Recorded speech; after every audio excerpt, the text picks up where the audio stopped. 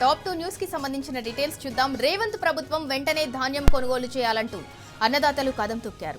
మాజీ ఎమ్మెల్యే భూపాల్ రెడ్డి ఆధ్వర్యంలో నల్గొండ కలెక్టరేట్ ముందు రైతులు మహాధర్నా చేపట్టారు.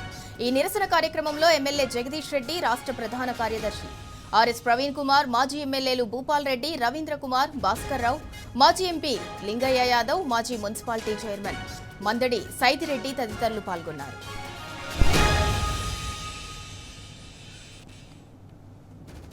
ఇక ఇదే అంశానికి సంబంధించి మరింత సమాచారం మా ప్రతినిధి రాము అందిస్తారు. రాము, పంట కొనుగోళ్ల కోసం మహాధర్నాలు అయితే రాష్ట్రంలో కొనసాగుతున్నాయి.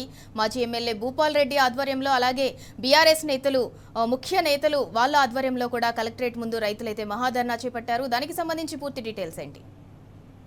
సింధూర, నల్గొండ జిల్లాలో రైతుల పరిస్థితి మరీ దారుణంగా ఉంది. 45 రోజులుగా కొనుగోలు కేంద్రాల్లో పడిగాపులు కాస్తున్నటువంటి పరిస్థితి నల్గొండ జిల్లా వ్యాప్తంగా ఉంది.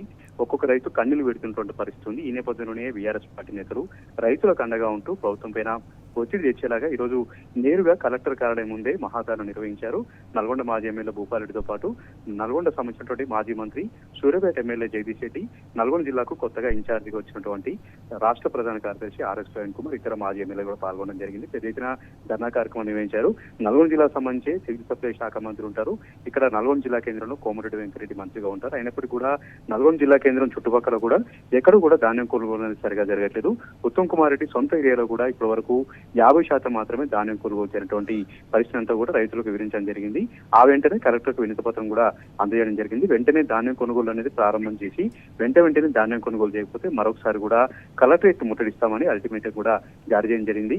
ఎక్కడికక్కడ రైతులు ఎర్రటెండలకు ఇబ్బంది పడుతూ ఉంటే మంత్రులు ఎవరు పట్టించుకోవట్లేదు, అధికారులు పట్టించుకోవట్లేదు.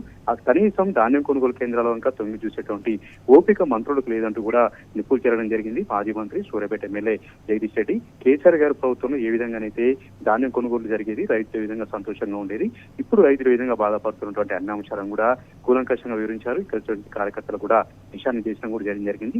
ఇక రేపటి నుంచి ధాన్యం కొనుగోలు కేంద్రాల వద్దకు నేరుగా వెళ్లేలాగా క్యాడర్ కూడా ఆయన దిశానిర్దేశం కూడా చేయడం జరిగింది. ఎక్కడికక్కడ ధర్నాలు రాష్ట్రాలకు నిర్వహించి ప్రభుత్వం యొక్క నిర్లక్ష్యాన్ని ఎండగట్టాలి, ఎట్టి పరిస్థితుల్లో రైతులకు మద్దతుగా ఉండాలి, రైతులకు భరోసాగా ఉండాలి, ధాన్యం కొనేంత వరకు కూడా ప్రభుత్వం ముక్కు పిండాలంటూ కూడా ఆయన పిలుపునివ్వడం జరిగింది. మరికొద్ది రోజుల్లో వానాకాలం సంబంధించినటువంటి సీజన్ కూడా ప్రారంభం కాబోతోంది. అయినా ఇప్పటి వరకు కూడా ధాన్యం కొనుగోలు కాకపోతే రైతులు ఏ విధంగా పంట కొనుగోలు సంబంధించి పంట పెట్టుబడులు ఏ విధంగా తెచ్చుకోవాలి, వాళ్ళు వెళ్ళినటువంటి పెట్టుబడులు ఏ విధంగా రావాలి, 45 రోజుల పాటు పడిగాపులు కాస్తా ఉంటే వాళ్ళకి తిండి తిప్పలకు సంబంధించి ఏరటెండలకు కనీసం మంచినీరు లేక నల్గొండ జిల్లాలో 2 రైతులు చనిపోయారు ధాన్యం కొనుగోలు కేంద్రాల్లోనే. వారికి కూడా ఇప్పటి వరకు ఎలాంటి నష్టపరిహారం కూడా ప్రకటించలేదు. నల్గొండ జిల్లాకు సంబంధించి సివిల్ సప్లై శాఖ మంత్రి ఉత్తమ్ కుమార్ రెడ్డి ఉన్నప్పుడు కూడా ఎందుకు ధాన్యం కొనుగోలులో వేగం కావట్లేదు, ఎందుకు జాప్యం ఏర్పడుతున్నటువంటి అన్ని అంశాలను కూడా కూలంకషంగా వివరించారు.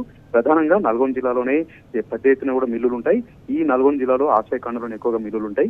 ఇక్కడ వెంటనే మిల్లుల్లో ధాన్యం అనేది దింపుకోవాల్సి ఉంటుంది, ఎప్పటికప్పుడు అన్లోడ్ కావాల్సి ఉంటుంది. అయినప్పుడు కూడా మిల్లర్లు, అధికారులు, ప్రజాప్రతినిధులు ఏ విధంగా చేతులు కలిపారు, ఇక్కడ ఉన్నటువంటి మంత్రులు ఏ విధంగా మిల్లర్ల వద్ద లంచాలు తీసుకున్నారు, ఫలితంగా రైతులు ఏ విధంగా ఇబ్బంది పడుతున్నారు అనేటువంటి అన్ని అంశాలను కూడా ఈరోజు మహాధర్నా వేదికగా విడమర్చి చెప్పడం జరిగింది, నిప్పులు చేయడం జరిగింది. ఇప్పటికైనా సరే మంత్రులు సొయ్యి తెచ్చుకొని వెంటనే నిద్ర లేచి వెంటనే కొనుగోలు అనేది ప్రారంభం చేయాలి, వెంటనే కొనుగోలును పూర్తి చేయాలంటూ కూడా వాళ్ళు సందర్భంగా డిమాండ్ చేస్తున్నారు. ఇప్పటి వరకు 50% ధాన్యం అమ్ముడుపోయింది అనుకుంటే అందులో కేవలం 20% మందికి మాత్రమే డబ్బులు పడ్డాయి.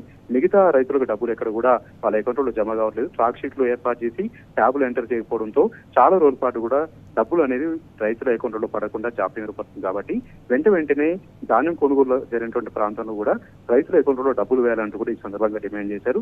మొత్తంగానైతే ప్రభుత్వంలో చలనం వచ్చేలాగా ఈ రోజైతే మహాధర్నా నిర్వహించారు. 6 మాజీ ఎమ్మెల్యేలు, మాజీ మంత్రి జగదీష్ రెడ్డి, అదేవిధంగా రాష్ట్ర ప్రధాన కార్యదర్శి ఆర్ఎస్ ప్రవీణ్ కుమార్ కూడా వచ్చారు. కాబట్టి ప్రభుత్వం పైన అయితే ఒత్తిడి పెట్టే ప్రయత్నం చేస్తూ ఉన్నారు. రేపటి నుంచి క్షేత్రస్థాయిలో కొనుగోలు కేంద్రాలు కూడా తిరుగుతామని కూడా హెచ్చరించడం జరిగింది. Right, thank you Ramu.